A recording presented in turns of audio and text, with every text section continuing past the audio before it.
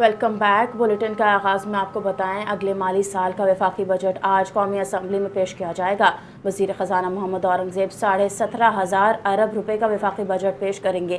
Budget میں tax revenue کا ہدف 15,267 ارب روپے کا ہوگا۔ قرضوں پر سود ادا کرنے کے لیے 7,824 ارب روپے کی بھاری رقم مختص کی جائے گی۔ دفاعی بجٹ کے لیے 3,000 ارب روپے رکھے جائیں گے۔ اس کے علاوہ سرکاری ملازمین کی تنخواہوں اور پنشن میں اضافے کا بھی امکان ہے، جبکہ پیٹرولیم لیوی کی مد میں 1,727 ارب روپے وصول کرنے کا پلان ہے۔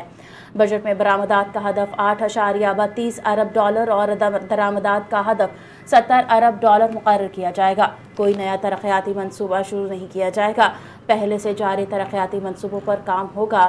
علاوہ ازیں سابق فاٹا کا ٹیکس استثناء ختم کیا جانے کا امکان ہے۔ بجٹ پیش کرنے کے لیے قومی اسمبلی کا اجلاس سحپہر 3 بجے شروع ہوگا۔ اس سے قبل وفاقی کابینہ کا اجلاس آج دوپہر 2:30 بجے طلب کیا جائے گا۔ پارلیمنٹ ہاؤس میں وزیر اعظم کی زیر صدارت اجلاس میں نئے وفاقی بجٹ کی منظوری دی جائے گی۔ وفاقی وزیر خزانہ محمد اورنگزیب کا کابینہ کو بجٹ پر بریفنگ دیں گے۔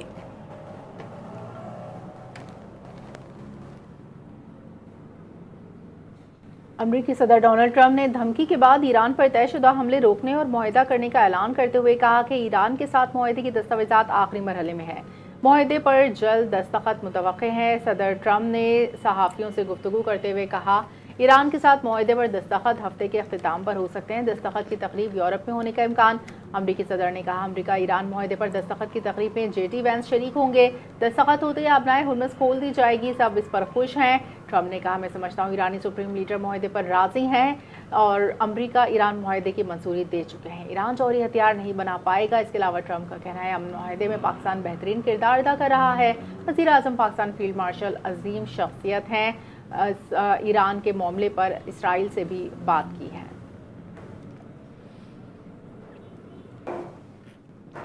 گلگت میں پاکستان پیپلز پارٹی گلگت بلتستان کی پارلیمانی پارٹی کا اہم اجلاس، جس کی صدارت پارٹی کے مرکزی جنرل سیکرٹری سینیٹر نیر حسین بخاری نے کی۔ اجلاس کے حالیہ گلگت بلتستان انتخابات کے نتائج کا جائزہ لیا۔ پارلیمانی پارٹی نے اس بات پر اطمینان کا اظہار کیا، پاکستان پیپلز پارٹی انتخابات کی سب سے بڑی جماعت بن کر ابھری۔ اجلاس میں کہا، چیئرمین پیپلز پارٹی اور محترمہ آصفہ بھٹو زرداری کی بھرپور انتخابی مہم کے باعث پارٹی کو گلگت بلتستان میں کامیابی حاصل ہوئی۔ اجلاس میں حکومت سازی کے مختلف آپشنز پر غور کیا، آئندہ کے سیاسی لائحہ عمل پر مشاورت کی۔ پارلیمانی پارٹی کے اراکین نے چیئرمین بلاول بھٹو پر اعتماد کا اظہار کرتے ہوئے حکومت سازی سے متعلق تمام فیصلوں کو اختیار انہیں دیا۔ پارلیمانی پارٹی کا کہنا تھا، چیئرمین بلاول بھٹو گلگت بلتستان کے عوام اور پارٹی کے وسیع تر مفاد میں جو بھی فیصلہ کریں گے قبول کیا جائے گا۔ پاکستان میں ڈیجیٹل معیشت اور ورچوئل اثاثہ جات کے شعبے میں اہم پیش رفت سامنے آئی ہے۔ حکومت نے ورچوئل اثاثہ جات ایکٹ 2026 نافذ کرتے ہوئے پاکستان ورچوئل اثاثہ ریگولیٹری اتھارٹی قائم کر دی ہے۔ اسٹیٹ بینک نے ڈیجیٹل اثاثہ جاتی سرگرمیوں کے لیے بینکنگ سہولت اور ریگولیٹری سینڈ باکس کا آغاز کیا۔ پاکستان میں کرپٹو صارفین 4 کروڑ سے زائد ہیں اور سالانہ لین دین 300 ارب ڈالر سے زیادہ ہے۔ ڈیجیٹل اثاثہ ایکو سسٹم کے لیے لائسنسنگ کا عمل باقاعدہ طور پر شروع کر دیا گیا ہے۔ شیئرز، قرضوں اور ریئل اسٹیٹ سیکٹر میں ٹوکنائزیشن کے نئے شعبے کو منصوبے شروع کر دیے گئے ہیں۔ حکومت بلاک چین ٹیکنالوجی کے ذریعے جدید ڈیجیٹل سرمایہ کاری اور مالیاتی نظام متعارف کروا رہی ہے۔ ان اصلاحات کا مقصد سرمایہ کاری کو آسان بنانا اور مالی سہولیات تک رسائی بڑھانا ہے۔ صدر مملکت آصف زرداری نے بچوں کی مشقت کے خلاف عالمی دن کے موقع پر پیغام میں کہا، پاکستان عالمی برادری کے ساتھ مل کر بچوں کے استحصال سے محفوظ رکھنے، ہر بچے کو محفوظ ماحول میں پرورش پانے، تعلیم حاصل کے مساوی مواقع فراہم کرنے کے عزم کا اعادہ کرتا ہے۔ صدر مملکت کا کہنا ہے، بچوں کا تحفظ آئین پاکستان کا حصہ ہے، جس میں آئین کے آرٹیکل 11 میں غلامی، جبری مشقت، بچوں کی خطرناک نوعیت کے کاموں میں ملازمت دینے کی ممانعت کرتا ہے۔ آرٹیکل 25 سے 5 سے 16 سال کی عمر کے تمام بچوں کے لیے مفت لازمی تعلیم ضمانت دیتا ہے۔ محنت مزدوری میں مصروف بچوں کی تعلیم ترک کرنے پر مجبور ہو جاتے ہیں، تعلیمی لحاظ سے پیچھے رہ جاتے ہیں۔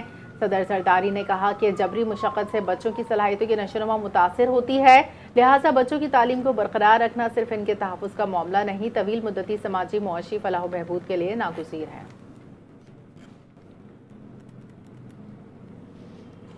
मुल्क भर में मनशियात स्मगलिंग के खिलाफ ANF की कार्रवाइयाँ जारी है। मुख्तलिफ शहरों में क्रैकडाउन के दौरान मुतादद मुल्ज़िमान को गिरफ्तार कर लिया गया।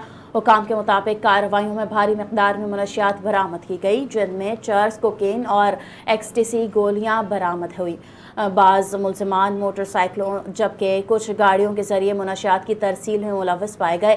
ANF हुकाम का कहना है तालीमी इदारों और नौजवान नस्ल को मनशियात से महफूज रखने के लिए मुल्क भर में निगरानी मज़ीद सख्त की जा रही है। तर्जुमान ANF के मुताबिक गिरफ्तार मुल्ज़िमान के खिलाफ कानूनी कार्रवाई शुरू कर दी गई है, जबकि नेटवर्क के दीगर मुमकिन सहूलतकारों की तलाशी जारी है। कराची में शदीद गर्मी, बढ़ती हुई नमी और हब्स ने शहरियों की मुश्किलात में इजाफा कर दिया है। समंदरी हवाएं वक्ती रिलीफ तो दे रही हैं, लेकिन मौसम की शिद्दत अब भी बरकरार है। शहर कायद के मौजूदा मौसमी हालात पर मबनी सहर खान की एक खुसूसी रिपोर्ट देखिए।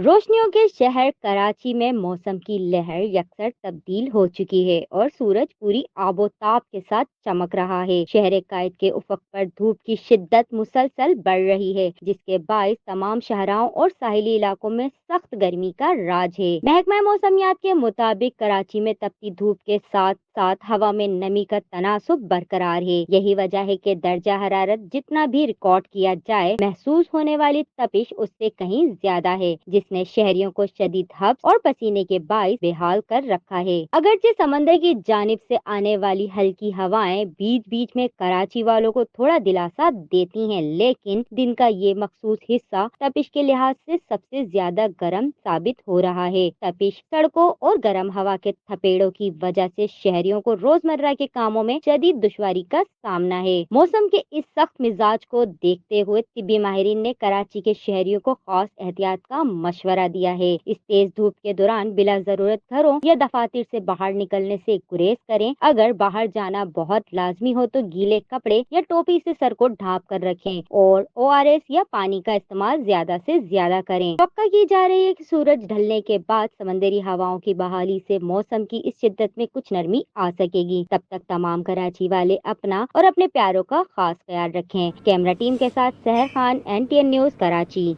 पाक आर्मी ने बरतानिया में मुनक़दा इंटरनेशनल पीस स्टिकिंग मुकाबला 2026 जीत लिया। पाक फौज के शुबे ताल्लुकात आमा ISPR के मुताबिक पाकिस्तान मिलिट्री अकेडमी की टीम ने मजमूई तौर पर पहली पोजीशन हासिल की। पाकिस्तानी टीम ने बड़े एजाज अपने नाम किए। ISPR के मुताबिक बेहतरीन पीस स्टिकर, बेहतरीन ड्रिलर का अवार्ड भी पाकिस्तान के नाम रहा। मेजर हैदर गुलजार की क़यादत में 9 रुकनी पाकिस्तानी दस्ता मुकाबले में शरीक हुआ। मुकाबले में मुख्तलिफ ममालिक की 16 फौजी टीमों ने हिस्सा लिया।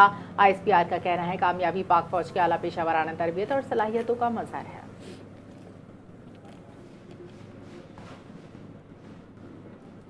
और अब आपको बताएं, पाकिस्तान पीपल्स पार्टी के chairman Bilawal Bhutto Zardari Brazil football team के फैन निकले।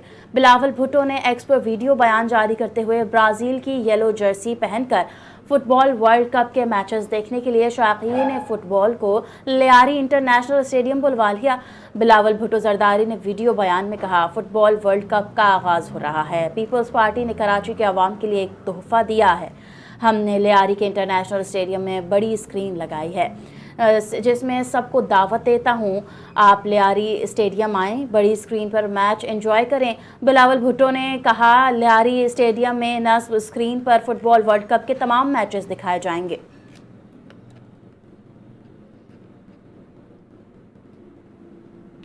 कराची के mayor barrister Murtaza Wahab FIFA football world cup का इफ्तिताही मैच देखने लियारी फुटबॉल ग्राउंड पहुंच गए, जहां उन्होंने शहरियों शौकीन के साथ बैठकर मैच देखा। इस मौके पर मेयर कराची ने कहा कि लियारी पाकिस्तान में फुटबॉल का तारीखी मरकज़ है, यहाँ से हमेशा आलमी मेयार के खिलाड़ी सामने आते हैं। चेयरमैन पाकिस्तान पीपल्स पार्टी की हिदायत पर कराची में खेलों के फ़रोग़ के लिए जदीद आलमी मयार की सहूलियात फराहम की जा रही हैं। मुर्तज़ा वहाब का कहना था, नौजवानों को खेलों की जदीद सहूलियात, मुस्बत सरगर्मियों के मौक़े फराहम किए गए। आज दुनिया कराची का रोशन पुरअमन खेलों की मोहब्बत करने वाला असल चेहरा देख रही है। मेयर कराची ने इस अज़म का इजहार किया, शहर की तरक्की, खेलों के फ़रोग़, अवामी सहूलियात के लिए मज़ीद इक़दामात जारी हैं। दुनिया के बुलंद तरीन पोलो ग्राउंड शिंदूर में रिवायती शिंदूर पोलो फेस्टिवल 2026 का रंगारंग आगाज। फेस्टिवल का इनेकाद खैबर पख्तूनख्वा गिलगित बल्तिस्तान की हुकूमत और पाक फौज के ताउन से किया जा रहा है। गवर्नर खैबर पख्तूनख्वा फैसल करीम कुंजी ने बतौर मेहमान खुसूसी फेस्टिवल का इफ्तिताह किया। इस मौके पर उन्होंने कहा, शिंदूर पोलो फेस्टिवल कौमी यकजहती, सकाफती हमआहंगी, सयाहत के फरोग में अहम किरदार अदा कर रहा है। फेस्टिवल के पहले रोज रिवायती हरीफ चित्राल गिलगित बल्तिस्तान की टीमों के दरमियान मुकाबला हुआ। शायकीन महसूस हुए। तकरीब के दौरान पैराग्लाइडिंग के शानदार मुजाहरे हुए। 3 रोज़ा फेस्टिवल में मुल्क भर से सयाहों और खेलों की शौकीन अफराद की बड़ी तादाद शरीक हो रही है।